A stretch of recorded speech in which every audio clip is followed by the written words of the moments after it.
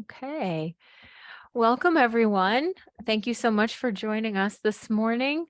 As on behalf of the 2023 Connecticut Academic Library Conference, we would like to thank our sponsors this year, the Connecticut Council of Academic Library Directors and EBSCO Host. EBSCO Host will be having a presentation at 2:30 today, so please stick around and join them for that.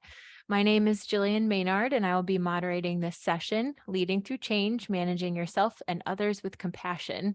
I will be monitoring the chat and assisting people with any tech issues. So if you're having any issues with technology, please feel free to chat with me and I'll try to help. A few housekeeping items. The session is being recorded and there is live captioning available. So if you don't see that, you might need to turn it on in your settings. Please mute yourself during the presentation, but we will have time at the end for questions where you can either unmute and raise your hand or just put it into the chat and I'll make sure to take note of those. With that, I do just want to, of course, I should have shown that slide. That's all right. I do want to introduce our speaker today. Lauren Slingluff is from the University of New Haven, where she joined as the library director in the spring of 2023. Previously, Lauren served as the Associate Dean of the Yukon Library and both the Associate and Interim Dean of Library Services at Wheaton College. Her professional areas of interest are change management, assessment practices, and communications as it relates to organizational health. She holds an MSLIS from Simmons and completed her undergraduate degree at St. Lawrence University. But outside of work, she owns and operates a fiber farm and enjoys a highly caffeinated life, which are both very interesting things to follow on her social media. So with that, I hand it over to Lauren. And I'm just going to stop sharing so that you are able to pull up your slides. Thank you so much, Jillian, for that lovely introduction. And just all bear with me a second as I share a portion of my screen and get that right-sized for what we're doing today. I apologize in advance. There are no photos of cute animals in my slide deck today. So I'm very, very sorry. Mea culpa. But thank you everyone for kind of joining me today. And yeah, Jillian will be kind of keeping me honest and on time. And certainly if we have any questions, feel free to pop them in the chat or to raise your virtual hand.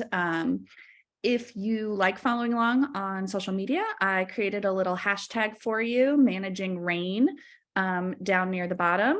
And I also, the tiny URL, CALC rain under my Twitter handle is the slide deck. So feel free to just participate today and not worry about taking notes. The slides will be available. And I believe Jillian is also posting them on the Zoom event site for the CALC conference. So to start with, I put the question in the chat, but I'm hoping everybody can share a little bit, whether you've been in a leadership role or not. I think we all carry implicit beliefs around leadership. Maybe leadership as a concept feels aspirational or exciting to you, or perhaps you've had negative experiences and this word dredges up disappointment, frustration, or even fear. So if you'd feel comfortable, I'd love for you to just share one or two words in the chat that you feel when you hear the word leadership. And this can be about you yourself as a leader or how you experience the leadership of others.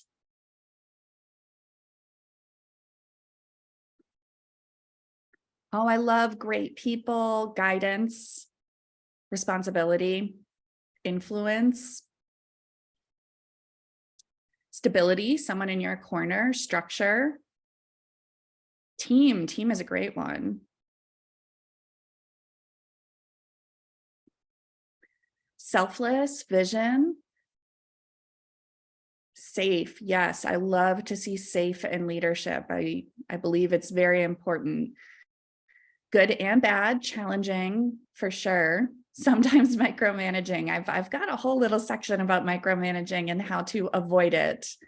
Modeling behavior or modeling, I think is really, really important. That's wonderful. Supportive, I love all the positives. This is great. Y'all have had great examples of positive leadership, which is wonderful.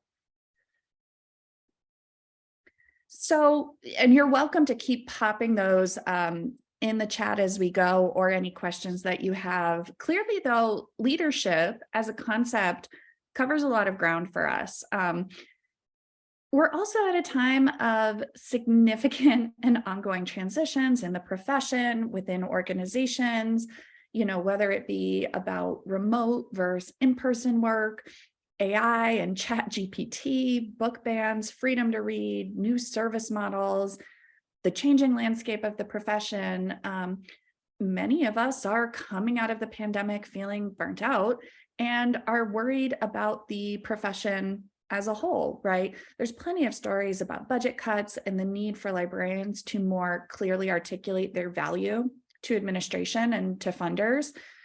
And additionally, there's been significant leadership transitions at many organizations. So many of us have or are serving in interim roles or covering multiple areas of responsibility, or might be stepping into leadership roles for the first time. All of that to say, it's definitely raining, and some of us may be eager for some more tools and strategies to deal with it. I promise this is not going to be a doom and gloom presentation. Hopefully we will be focusing on strategies and tools. Now, before I dive in, I want to say that I understand that some of what I share today may not resonate with all of you. I hope that you'll find elements that are applicable and relevant, but I do know that my communication style and leadership tactics may not be perceived or received in the same manner for all people. Situational context is deeply important, as what is successful can vary highly based on the team, the workplace culture, and the unique challenges an institution is facing at any given time. But so that you understand a little bit of my background and how I approach my work, I wanted to give you a little bit of an intro into me as a leader. So I'm an empathetic person in ways that can be both helpful and challenging.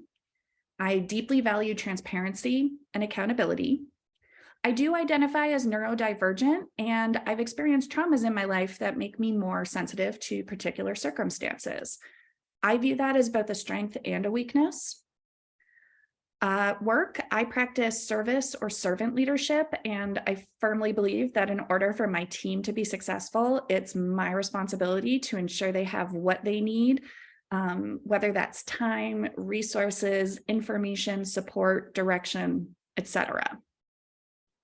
Now, I started as a reference and instruction librarian, so I'm very comfortable with a coaching approach as a manager and working with individuals where they are in a differentiated fashion, what an experienced staff member needs in a role and how they want to be supported is going to be different than what a new hire may want or need from a manager. So I strive to maintain a great deal of awareness of myself, my emotions, and my strengths and weaknesses as a manager and a colleague. So if you are looking for just one thing you can do wherever you are in your leadership journey within the profession, I would say start with an assessment of yourself. What is your unique context? What things come really easily for you? And what things may be more challenging? We're going to see later today that mindfulness is a really great asset and a powerful leadership tool. Any questions so far, Jillian, in the chat, or things I should address? Nothing yet. Great. Then I'm going to dive into my leadership principles. These serve as mantras for me or signposts that I come back to time and time again. Now, I did not create all of these, so when appropriate, I'll share where they came from. The first two are actually from a management training session I attended early in my career that was offered by Breakthrough Collaboration. It's a Boston-based consultancy group. I cite these regularly, though, for myself, for my team, for my colleagues. If you've worked with me, you've probably heard these and been annoyed by them. So my apologies if you're hearing them again. But they are some of my favorites, and they're also some of the most misunderstood. So let me start with presume good intent. I want to qualify this by saying that in my anti-racist work, in my DEIAB work, I often recognize and encourage others to recognize the importance of impact over intent. So presumed good intent is not meant to be an excuse for microaggressions.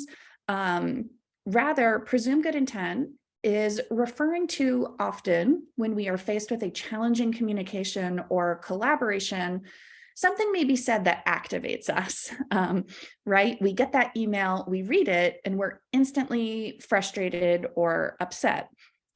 Usually, though, it's not the content itself, it's what we are presuming their intentions are.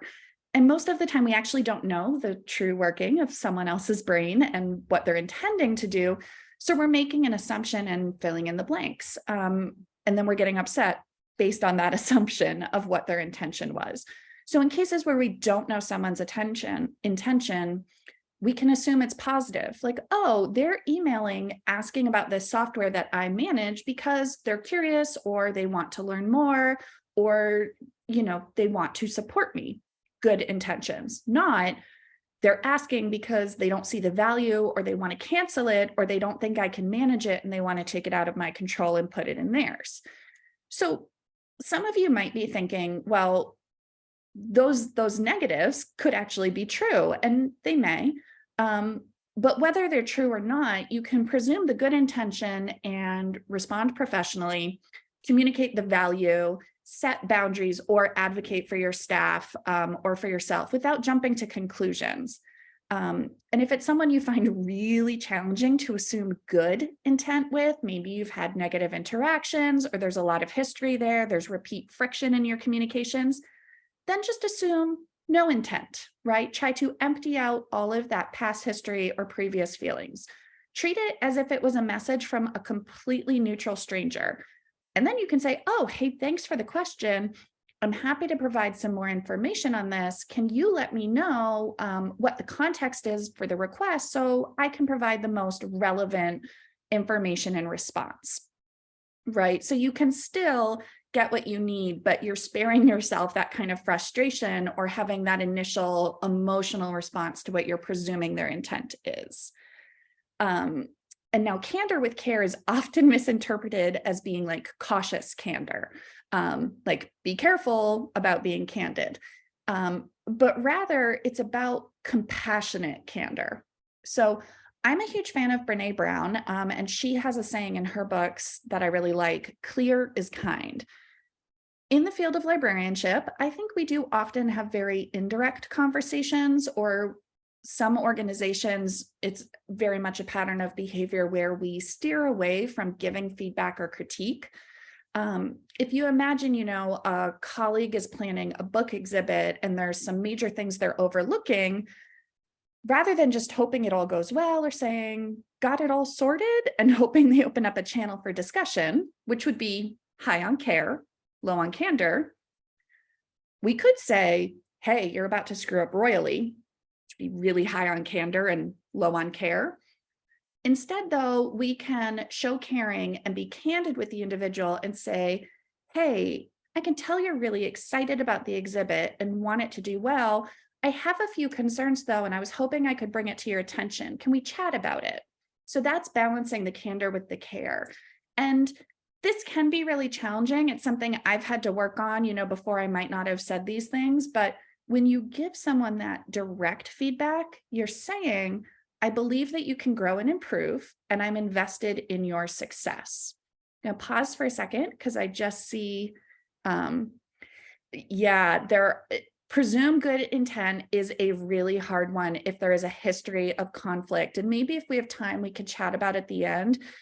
That is going to be really tough for a lot of people. And you can either just try presuming no intent, but presume good intent is not made to gaslight you into accepting microaggressions or being treated poorly. So use it as much as you can, knowing that there will be some interactions that it's just not appropriate for given your history, because it is definitely a challenging one. Thanks for that comment in the chat. Next one is move at the pace of trust. And this actually comes from the early organizing principles of the Black Lives Matter movement. So at the beginning, this was listed as an organizing principle for them. I don't think they still list it, but it is a good one. It's also the one I probably struggle with the most. I'm impatient. I like to move fast and get things done. And when I very first became a manager, I felt like I had to prove my worth. How? By immediately making changes. I'm sure some of you are rolling your eyes right now at what a rookie mistake that was. I was in there changing things left or right. So I call it now shaking the snow globe. And I never was letting that snow settle, right? I was just shaking it. We're going to talk about change management a little later today, but this also connects with honoring context, this move at the pace of trust and honoring context.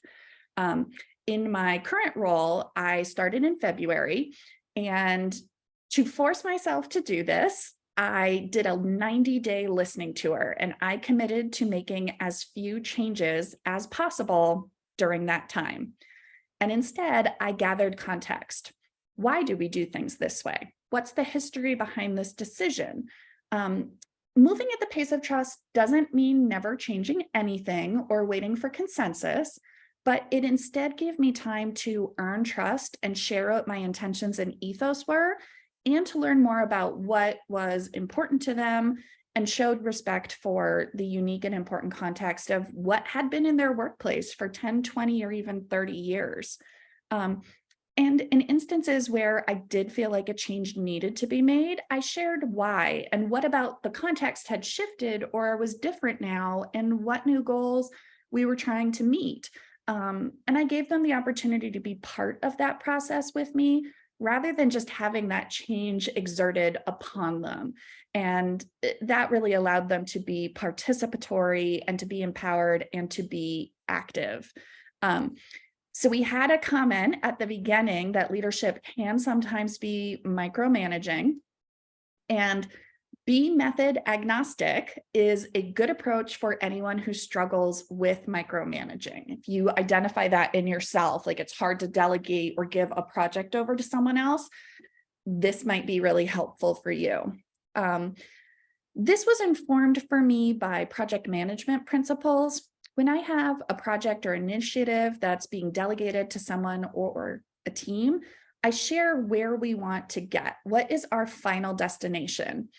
Brene Brown has a similar concept that she calls paint done, as in when this is finished, what does it look like?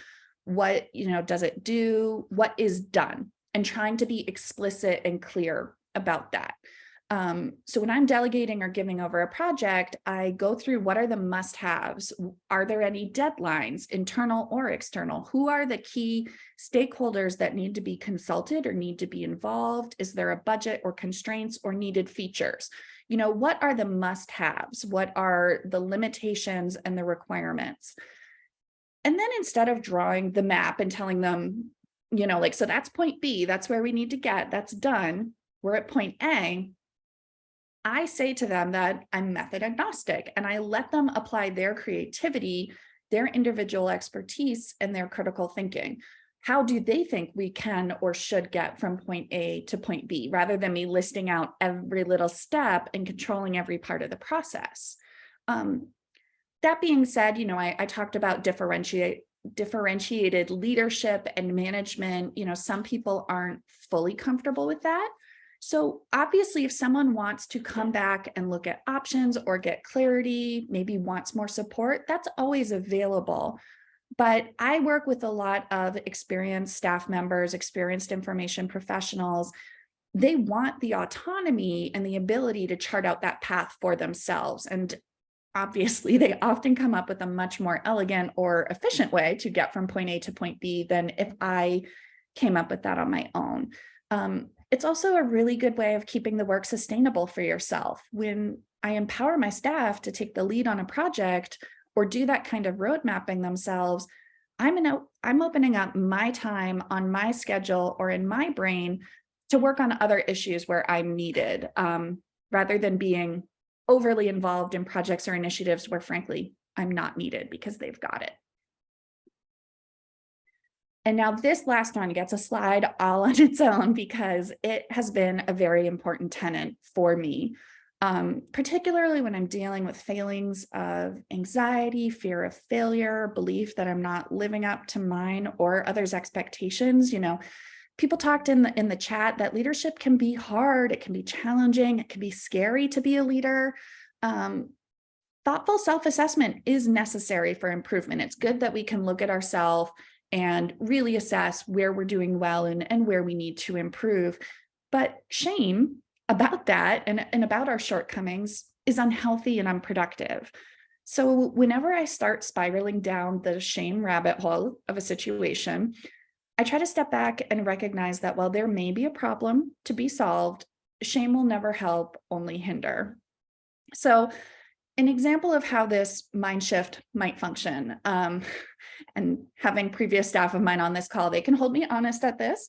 I struggle at various times with communication, primarily internal communication and ensuring that people are informed about stuff in advance and not caught off guard by initiatives or projects that connect to their work. Super duper important, right? Nobody wants to hear about a major thing in like a library-wide email, and I could have given them a heads up. But there's been times where I overlooked that, I forgot, I got busy, and I didn't live up to that expectation that I set for myself in terms of how people deserve to hear things. I didn't give them adequate advance notice or consult with them. And on one such occasion, I dropped the ball on this. I love it. And a colleague called me in, right? It was brought to my attention. They were holding me accountable for what was a standard for us. My initial gut reaction, though, was shame. And I started a very unhelpful internal dialogue along the lines of like, oh, I screwed up again. Why can't I get this right? I'm the worst. That feeling of shame and being a failure led me to feel defensive and respond with fragility, right? Because when you're living in a place of shame, you don't want that to be there. You're trying to justify why you don't need to be ashamed. I didn't want it to be my fault. I didn't want to be the screw up. And I assumed the person that was bringing it to my attention was thinking all those same terrible and negative things about me that I was thinking about myself. Presume good intent, right? I failed on that one. So I was projecting my own shame and feeling of failure onto them and their very necessary feedback, candor with care. Instead of being able to like calmly recognize, yep, I did a mistake, graciously take that feedback and not attach feelings of shame to it. When you can do that and show that vulnerability, you're better able to thank them for coming to you, apologize for not meeting their expectations, and maybe even brainstorm. I was like, you know what? You're right. I'm so sorry. You deserve better than that. How can I make sure this doesn't happen again? What workflows can I put into my process to make sure you don't get caught off guard? And we actually did come up with a few so that didn't keep happening. So I was able to learn from it. That also meant, I loved somebody said modeling. I was trying to model that and cultivate an environment where it's okay to make mistakes as long as we learn from them, we improve. And it's really important we don't perpetuate a shame-based work culture. Shame and blame can create a very toxic work culture where people don't trust each other. Nobody takes responsibility or accountability because it feels very dangerous to do that. So it's super duper unproductive. And you can model that by being able to be vulnerable, admit when you've made a mistake and make amends and kind of move on from there. Before I dive into our next kind of concept, any questions or comments about that so far?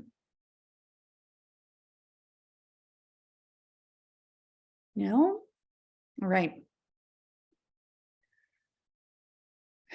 So if a lot of what I just said feels really challenging, or you're thinking about it in your work environment and you're like, never happening in a million years. Fair. Here, though, is a mindfulness practice called RAIN that I have found to be of great use for me. Now, RAIN stands for recognize, allow, investigate, and nurture. Previous versions of this mindfulness technique used non-identification for the N, but I really enjoy Tara Branch's model. And I'll have the books at the end that I keep referring to. And so I'm following Tara Branch's model where the N is nurture. I feel like that's more beneficial. So Say you get an email from a colleague, you're caught totally off guard by an announcement of a new initiative. And maybe by now you're noticing a common theme that I get most frustrated via email. Most of my frustrations are email based.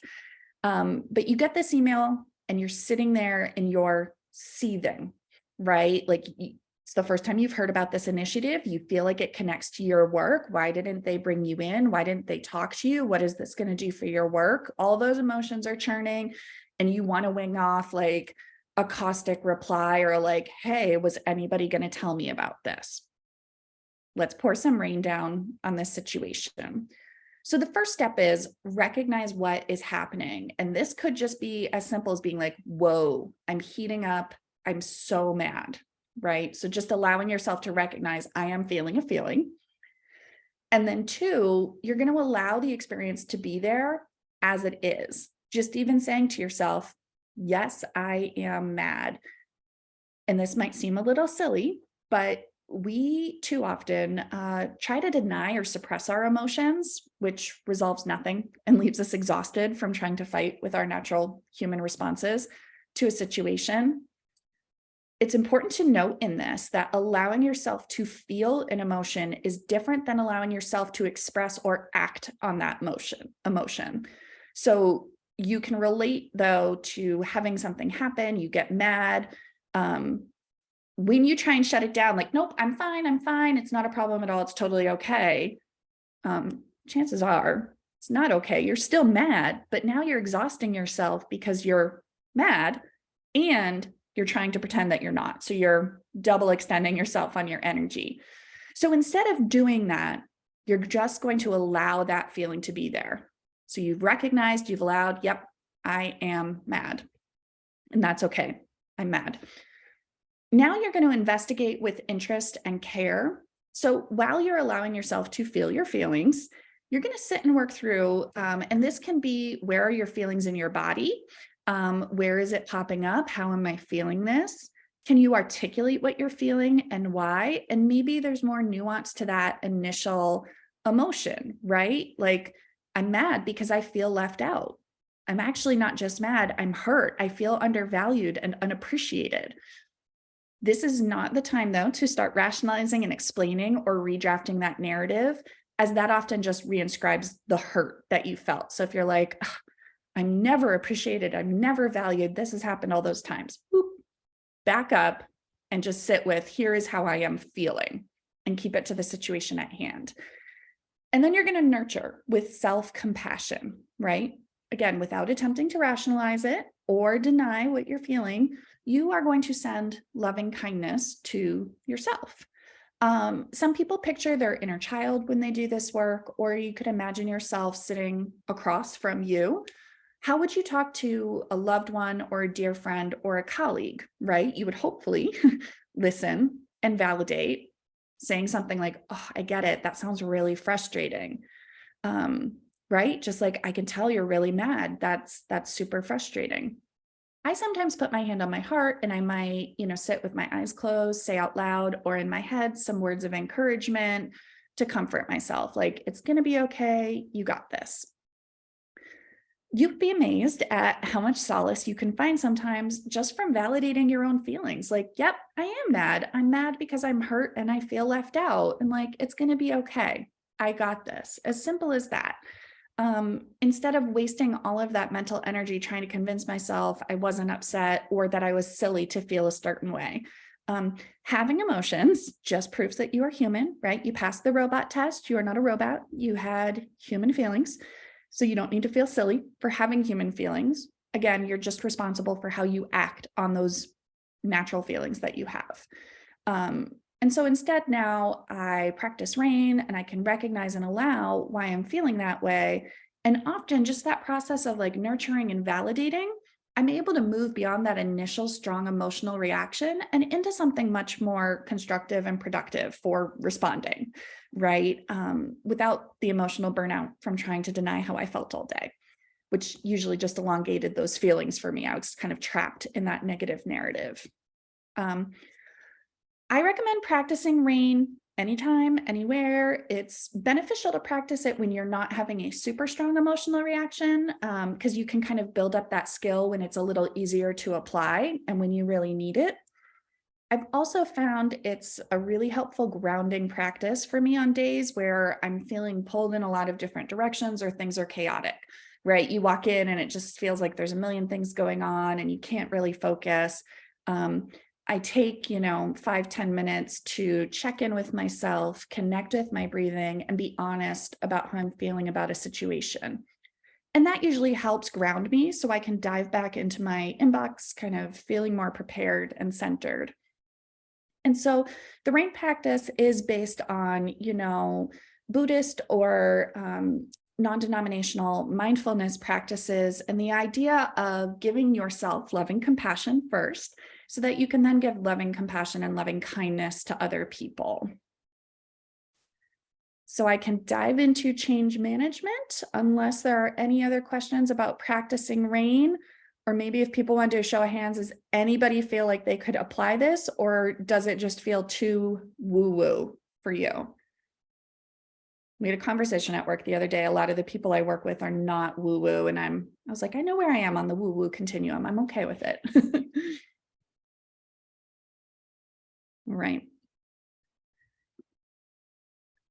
So last up, for today is kind of talking about change management. So you've looked at those leadership principles, you've applied those. A lot of those will connect with change management guidelines, and practicing RAIN can help you feel stable and supported in change management, which change and leading disruption and shaking the snow globe can be stressful. It can be anxious. It can create a lot of really strong emotions. So it can be helpful to have that RAIN or that mindfulness practice to stay centered, to stay kind of focused on what you're trying to achieve.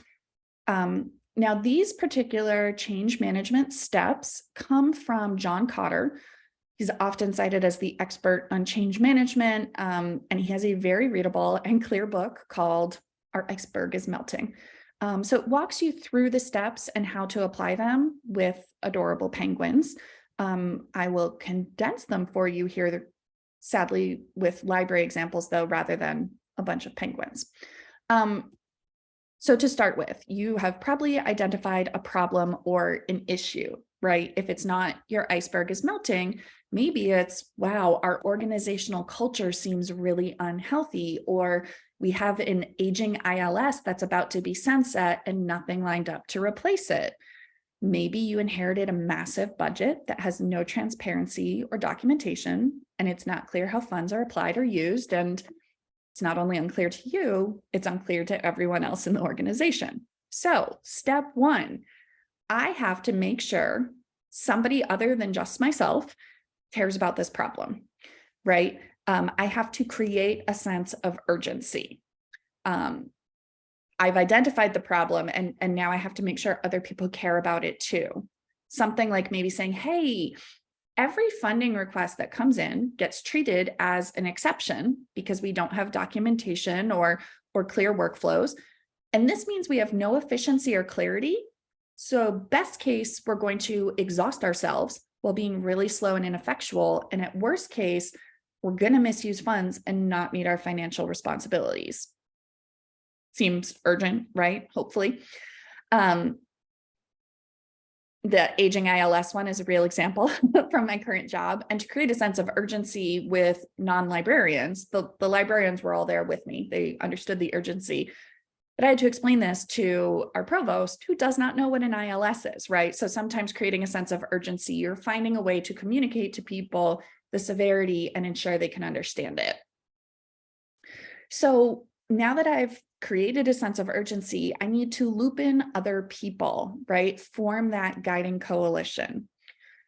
It's important to ensure there's a mix of skills and expertise. Some people are going to be really good at mapping out data and modeling things. Others are good with people and communicating out and sharing. And some people have the patience to think through options and challenge the status quo. And when your group has reached consensus, is willing or brave enough to be like, we've overlooked something, and speak up, and you get really good results because of that. So bring those people on board. And then together, you're going to develop that change vision and strategy. What are you going to do to solve that urgent problem? What steps will you take, or what endpoint are you trying to get to? You then need to take this around to others in the organization, right? Remember, move at the pace of trust. You need to inform them of what's going on, what the plan is, and get them up to speed to help them feel invested to buy in. People can't commit to a plan that they don't know anything about. And if they haven't understood or heard the sense of urgency, they're not going to be willing to solve a problem that they don't see yet as a problem. So that's really important, the communicating for understanding and buy-in. And once you've informed people who are invested in this change strategy, you need to empower people either in your guiding coalition or new members that you've communicated to take action. There's strength in numbers. No single individual has ever successfully changed an organization by themselves.